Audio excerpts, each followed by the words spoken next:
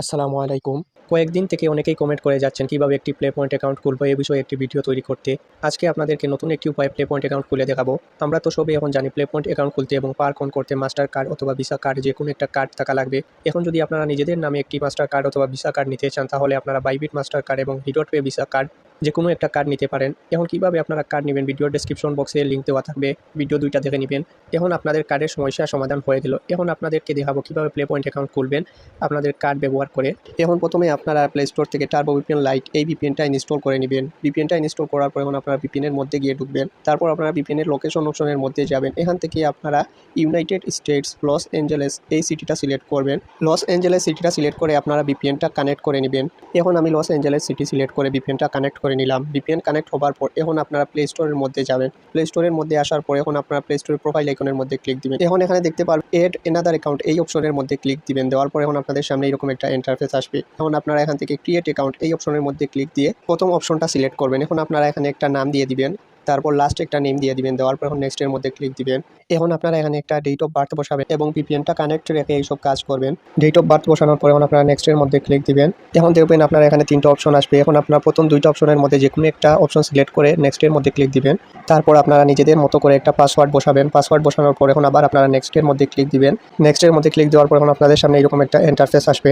তো এই কাজগুলো কিন্তু আপনারা ভিপিএন অন রেখে করবেন। ভিপিএনটা যদি অফ হয়ে যায় তাহলে আপনারা আবার ভিপিএনের মধ্যে ঢুকে ভিপিএনটা অন করে নেবেন। তো আমার দেখতে পাচ্ছেন ভিপিএনটা অফ হয়ে গেছে। এখন আমি আবার ভিপিএনের মধ্যে ঢুকে ভিপিএনটা কানেক্ট করে নিলাম। তো এইরকমভাবে আপনারা কাজটা করবেন। এখন আমি আবার নেক্সটের মধ্যে ক্লিক দিব। নেক্সটের মধ্যে ক্লিক দেওয়ার পর এখন দেখতে পারবেন এইরকম একটা ইন্টারফেস আসবে। এখন আপনারা এখান থেকে নিচের দিকে গিয়ে আই এগ্রি এই অপশনের মধ্যে ক্লিক দিবেন।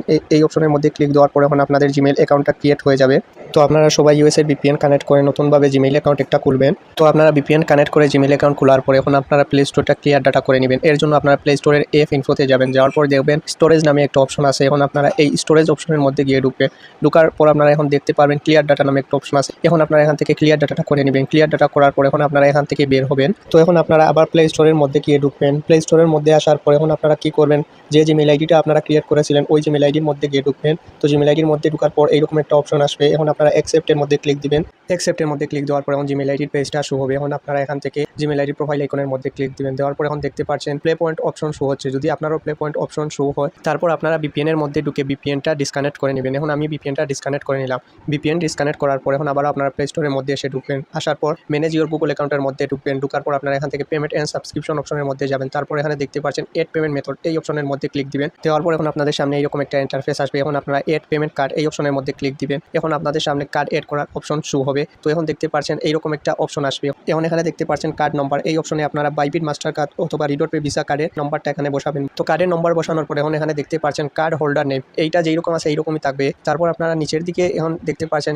স্টেট অ্যাড্রেস এই অপশনে আপনারা 27168 এই কোডটা বসানোর পর এখন দেখবেন কয়েকটা অ্যাড্রেস শো হবে। এর মধ্যে প্রথম অ্যাড্রেসটা সিলেক্ট করবেন। সিলেক্ট করার পর এখন আপনারা একটু নিচের দিকে যাবেন। যাওয়ার পর মোর অপশনের মধ্যে ক্লিক দিবেন। দেওয়ার পর এখন সেভ অ্যান্ড কন্টিনিউ এই অপশনের মধ্যে ক্লিক দিবেন। তো এই অপশনের মধ্যে ক্লিক দেওয়ার পর এখন দেখতে পাচ্ছেন চেকিং হবে। চেকিং হওয়ার পর দেখবেন কিছু সময় প্রসেসিং হবে। তো সব কিছু ঠিক থাকলে আপনাদের জিমেইল আইডিতে কার্ডটা এড হয়ে যাবে। এখন দেখতে পাচ্ছেন আমার জিমেইল আইডিতে কার্ডটা এড হয়ে গেছে। এখন আমি ওকে অপশনের মধ্যে ক্লিক দিব।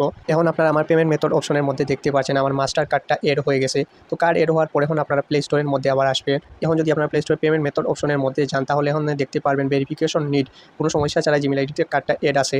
এখন আপনারা খুব সহজেই প্লে পয়েন্ট অপশনের মধ্যে জয়েন হতে পারবেন। তো এখন আমি আমার প্লে পয়েন্ট অপশনের মধ্যে জয়েন হবো। এর জন্য জয়েন ফর ফ্রি এই অপশনের মধ্যে ক্লিক দিব। এখন এখান থেকে আমি ইয়েস আই এম ইন এই অপশনের মধ্যে ক্লিক দিব। এখন দেখতে পাচ্ছেন আমার প্লে পয়েন্ট অ্যাকাউন্টটা ক্রিয়েট হয়ে গেছে। তো আপনারা খুব সহজেই এইভাবে প্লে পয়েন্ট অ্যাকাউন্ট এখন খুলতে পারবেন। আপনারা কার্ড এড করার আগে প্লে স্টোর থেকে গুগল ওয়ালেট অ্যাপস এই অ্যাপসটা ইনস্টল করে নেবেন, তাহলে আপনারা খুব সহজেই কার্ড এড করতে পারবেন।